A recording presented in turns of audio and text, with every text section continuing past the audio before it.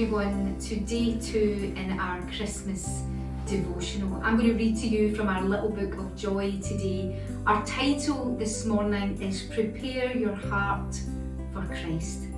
Reading John 5 verse 44, it says, "How can you believe when you receive glory from one another and do not seek the glory that comes from only God?" Prepare your heart for Christ. God owns and controls all things.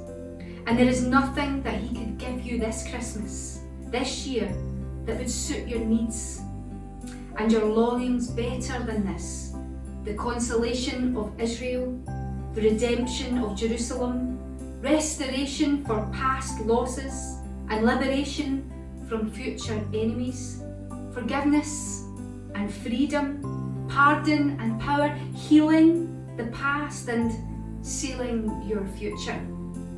If there's a longing in your heart this Advent for something that the world has not been able to give you to satisfy, might not this longing be God's Christmas gift, preparing you to see Christ as the consolation and redemption and to receive Him for who He really is? How is the heart prepared this Christmas to receive Christ Jesus for who He really is? It's very, very simple. First, the heart must become disenchanted with the praise of men.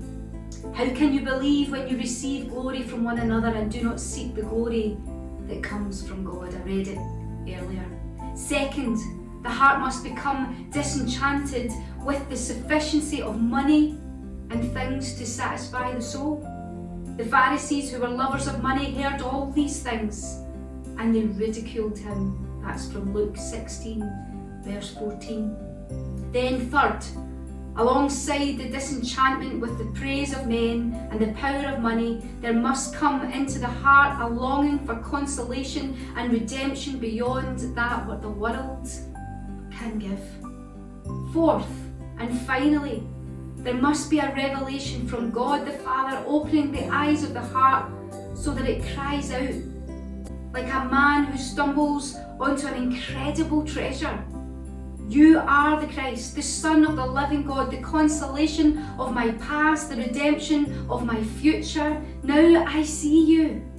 Now I receive you for who you really are. May God do this for you this Advent. May this be your gift, your witness, and the testimony of many this Advent series. God bless.